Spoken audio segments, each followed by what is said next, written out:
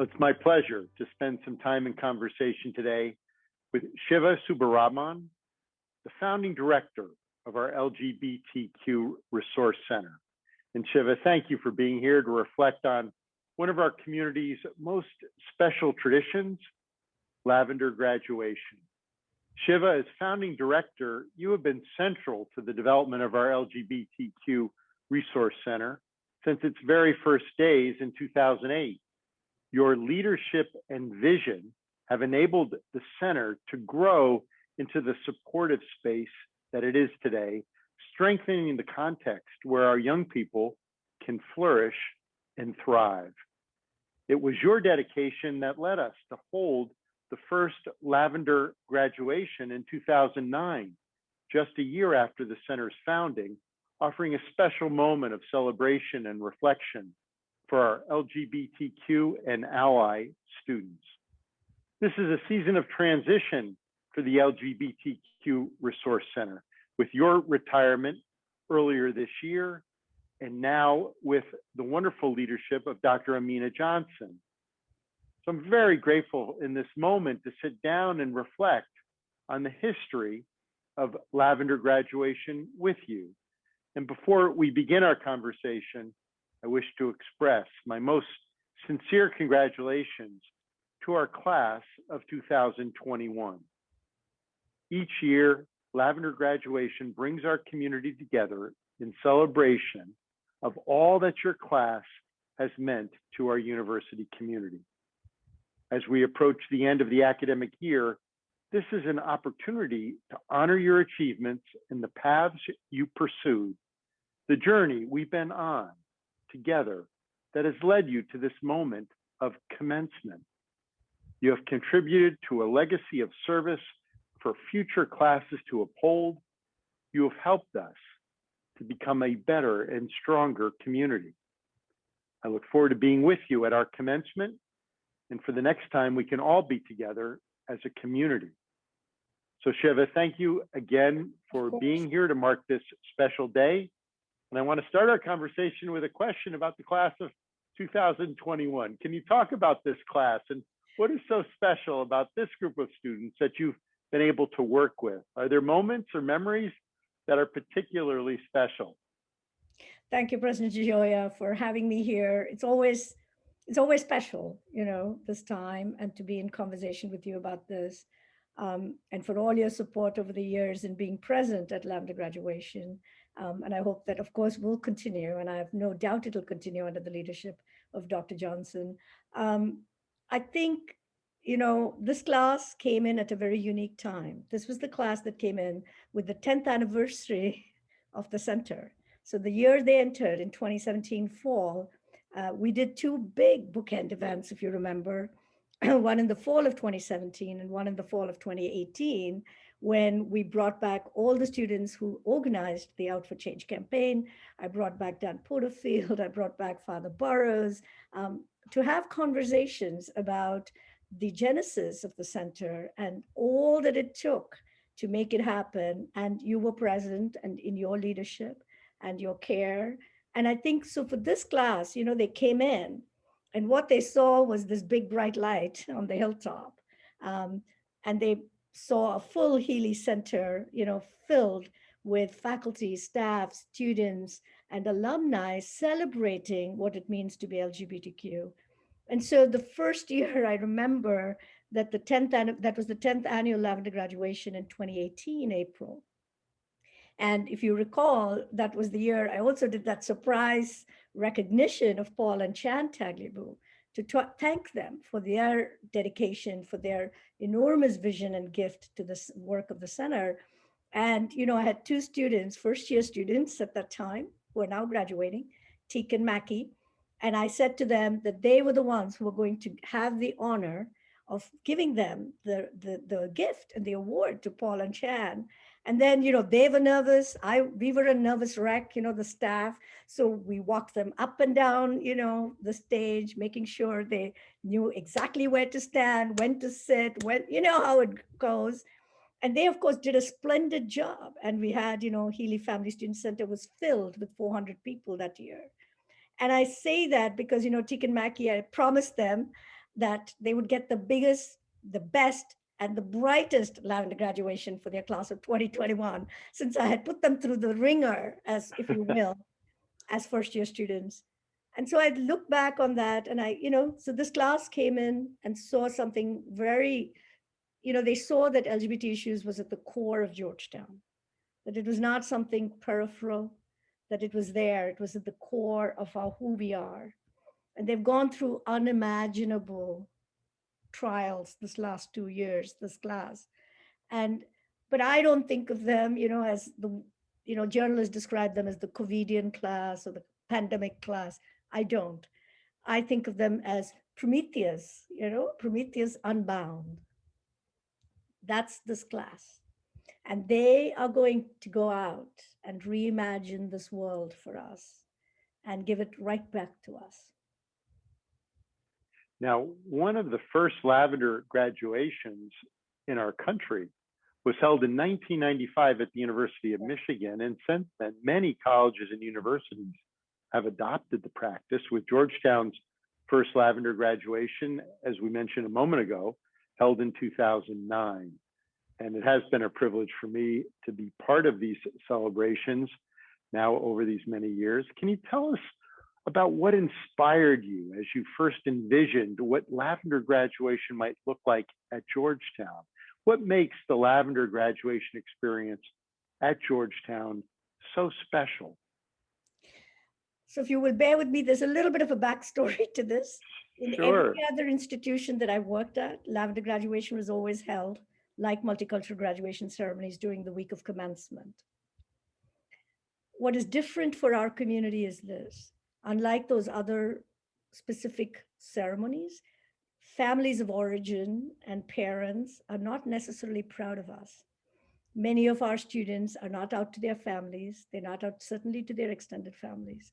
So what I noticed was that many students struggled to attend and be themselves at Lavender graduation when it was done during commencement, because they had to choose either to be at Lavender graduation or to be with their families.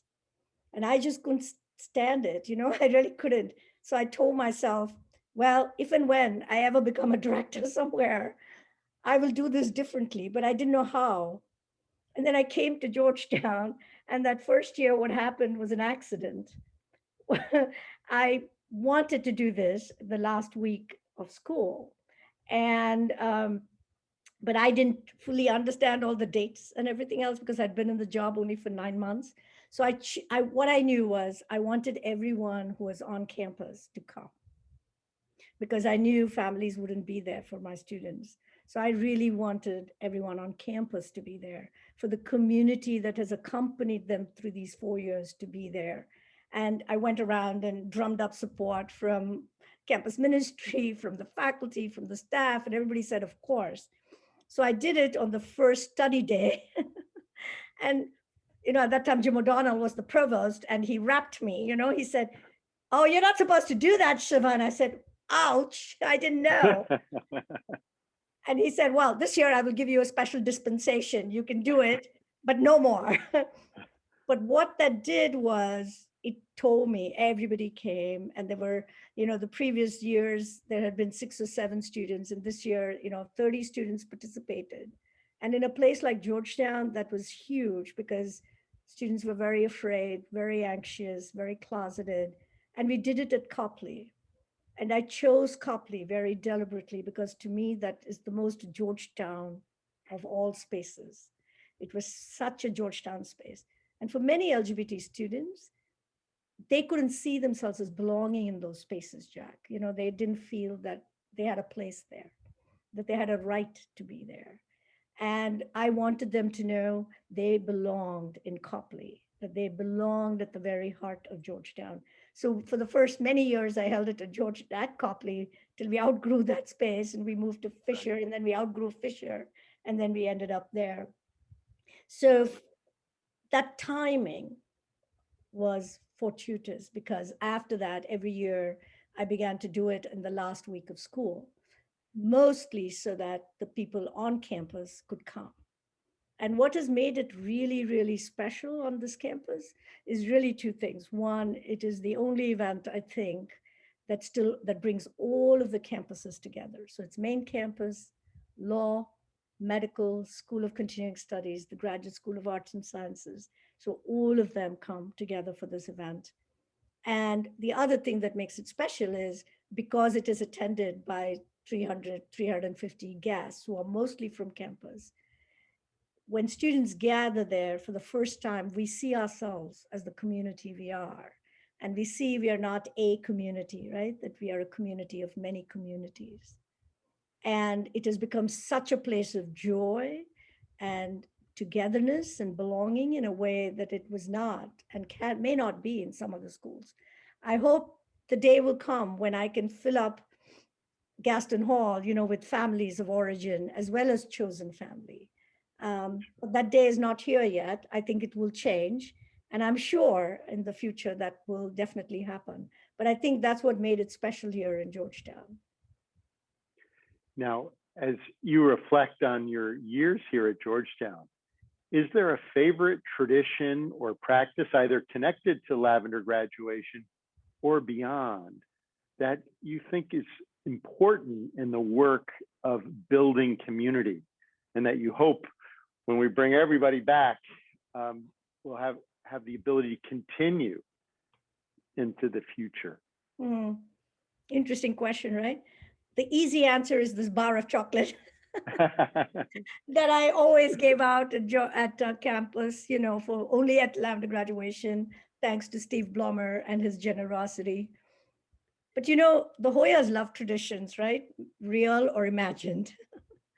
And I think what is important is to be able to reimagine traditions and practices every year, every few years, that we don't get hung up on any particular tradition or practice, that the spirit really lies in being able to speak to every new generation in a different way. So I hope that's what will happen with every tradition that we have been using with Lavender graduation, that it'll get reimagined with every community. Now, over the years, we've welcomed so many extraordinary Georgetown alumni back to the Hilltop to serve as keynote speakers at Lavender graduation. To name just a few, we've hosted journalist Kara Swisher, Congresswoman Pramila Jayapal, Professor Melissa Bradley, novelist Dina Mengistu, the Honorable Mark Dybel. Are there particular stories or reflections that have had a particular impact on you? Those are the best. So I will share why we decided to bring alumni. Many of the alums were not engaged to Georgetown, as you know, for various reasons. And some of them were, but many of them were not. It felt very important that my students knew their ancestors. So that was one simple answer. And it was a way to honor them for all that they are and what they were in the world outside, and to get them to come back to campus in a very big and prominent role as speaker for Lavender graduation. The other piece of it for me over time has become, the unexpected synchronicities that came out of it, right? And this happened with Dinao Mengistu. I had Ricardo Ortiz, who taught Dinao, to introduce him. And the student senior speaker that year was Bassam, who was a student of Dinao. So there was this nice teacher synchronicity that happened. But I think the most powerful thing that happened for many of the alumni speakers, they said, was what Mark Dybel said very clearly. He said that, he was he was very engaged with Georgetown. He always came to everything. But he said that was the first time he felt he could bring all of who he was to campus. And I think that has been the most important and powerful thing, that no identity needs to be checked at the door, and that LGBT alums could bring everything of who they are to this event and to this campus. And that has been very powerful to our students, because the one other piece of this has been, because we do it when school is still in session, underclass students get to attend the event the way they don't traditionally do other graduation ceremonies. So it brings the past and the present and the future together in a very, very lovely way, because underclass students, when they attend the ceremony, and see the alumni speakers from many, many years ago, when they see their seniors, they're able to then enter this community in a way that is very positive, I think, and powerful for them. Now, the members of our class of 2021 are about to become alumni. What has it been like for you to connect with our alumni over many generations? What new roles do our alumni take on, especially as young alums? Oh, I think the young alums are going to be everywhere in Georgetown. I think they're going to not only come for LGBT Center events. I think they're now, choosing to be on, run to be on the board of governors and hopefully board of regents and board of directors, that they're very involved in the Alumni Association. They come to everything. And what hopefully we've been able to do a little bit is for everyone to see that Lavender Graduation is produced by the LGBT Center, but it really truly belongs to Georgetown. Because, we are a small 2-person office, we couldn't have done any of this without the tremendous, tremendous help, lots and lots of hours given to me by faculty and staff unstintingly over time, right, to make the ceremony what it has become. So truly, it really belongs to all of Georgetown and the community. And that's what I think the current generation who has gone through this know. And I think as alums, they feel more empowered, therefore, to be engaged with Georgetown in many, many different ways. Are there words of encouragement that you'd like to share with our class of 2021 as they graduate from Georgetown? Of course, always what I always say, go where the silences are, draw brave maps, grow some wild things. But most important for this class of 2021 to know that with them and in them, we will always, as a university and a community, dwell in possibilities.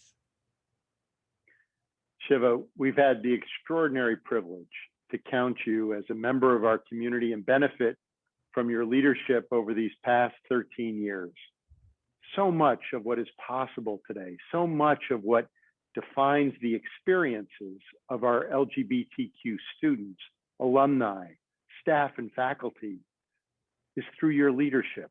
Thank you. Your legacy of service, your commitment is alive in this class and in these graduating students who we send off into the world. I can't imagine a better way to mark your service than by celebrating Lavender graduation in this way with you. Let me close our conversation by again expressing my congratulations to our class of 2021.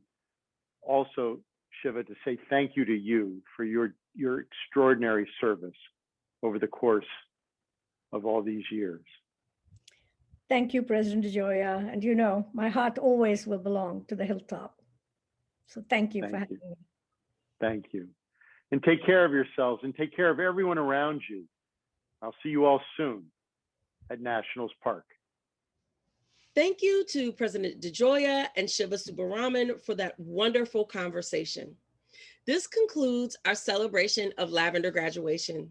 Once again, congratulations to the class of 2021.